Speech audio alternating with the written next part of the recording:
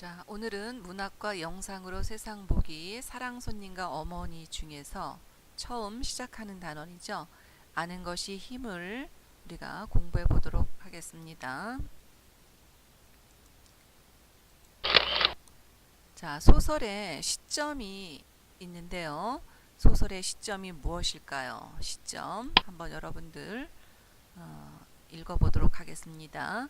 서술자가 사건을 관찰하고 전달하는 관점, 이것이 시점입니다. 자, 이런 것은 어떤 역할을 하느냐? 소설에서 사건을 전달하는데 중요한 역할을 합니다. 그러니까 누구의 눈을 통해서 사건을 전달하느냐? 바로 이것이 시점입니다. 누구의 눈을 통해서 전달하느냐?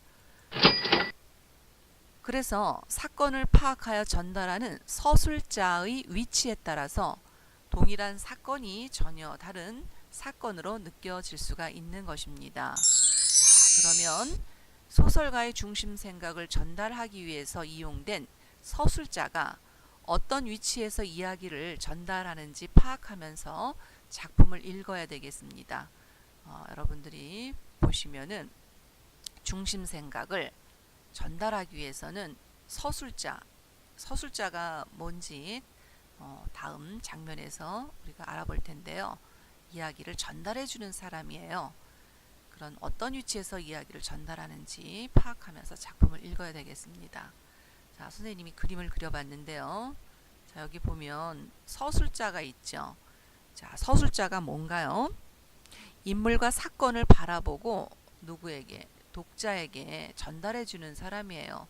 바로 이 서술자가 관찰을 하겠죠. 누구를 관찰하냐면 소설 속에 등장하는 인물들, 주변 인물이든 아니면 주변 인물이든 주인공이든 소설에 등장하는 모든 것들을 관찰을 해서 전달을 하는데, 누구한테 전달하냐면 그 사람 이거 독자예요. 독자에게 전달하는 게 서술자입니다. 자, 그럼 시점의 종류는 1인칭이 있어요. 1인칭에 두 가지가 있죠. 주인공 시점하고 관찰자 시점입니다. 자, 1인칭, 영어로 하면 나죠, 나. 소설 속에 그래서 나가 나와요. 나가 몇 인칭이냐? 1인칭이죠. 그런데 이 1인칭이 뭐가 됐냐면 주인공이 됐어.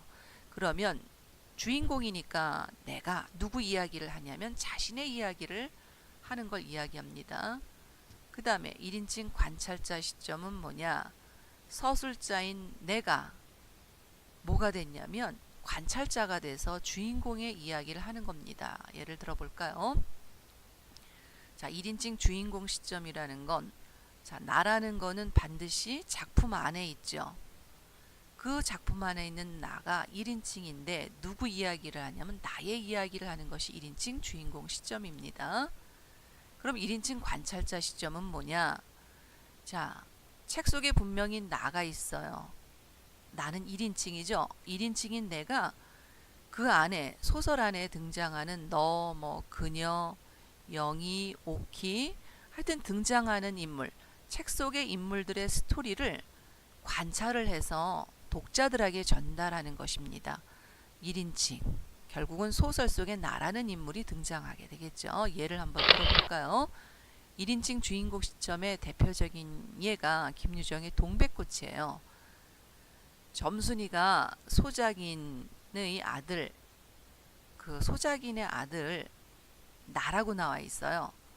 바로 이 내가 점순이하고의 그런 순박한 사랑을 토속적이고 익살스럽게 서술한 작품인데, 여기서 내가 나의 관점에서 내 이야기를 전달하겠죠.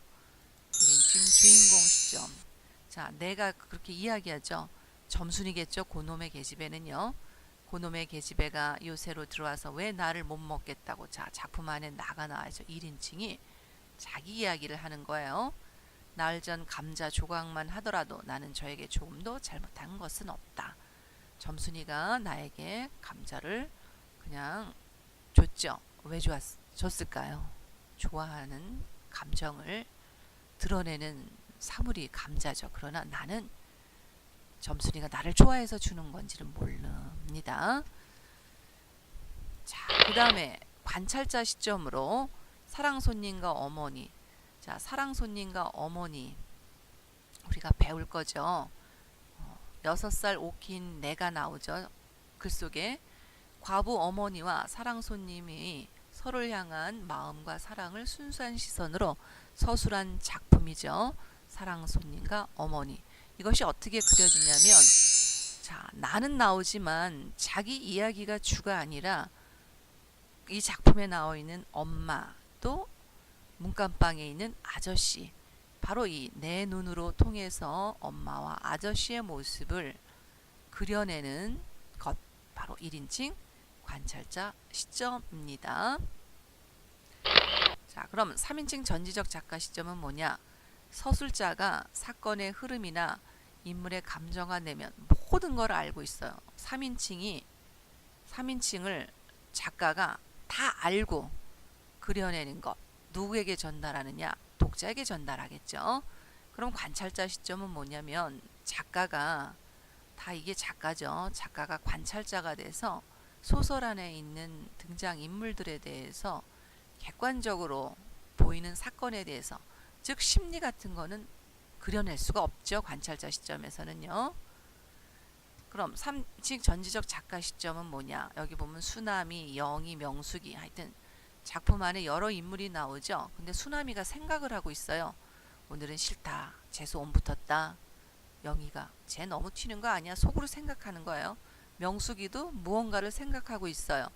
그런데 작가가 난 너희들이 한 생각들을 다 알고 있어. 다 알고 그 생각들을 바로 독자에게 그대로 전달해 주는 것이 3인칭 전지적 작가 시점입니다. 자, 이거는 1인칭이 아니죠. 몇 인칭이냐면 3인칭이 되죠. 수남이, 영희, 명숙. 3인칭을 작가가 다 알고 표현하는 것이 3인칭 전지적 작가 시점입니다. 작가 관찰자 시점은 뭐냐면 하늘이 예쁘네 라고 소녀가 생각을 했어요. 그러나 작가는 알 수 없어요. 그렇지만 한 행동은 알 수 있죠. 소녀가 조약들을 집어들었다. 눈으로 본 것을 그대로 독자에게 전달을 하는 것입니다. 그런데 무슨 생각을 할까? 이거는 알 수 없는 거.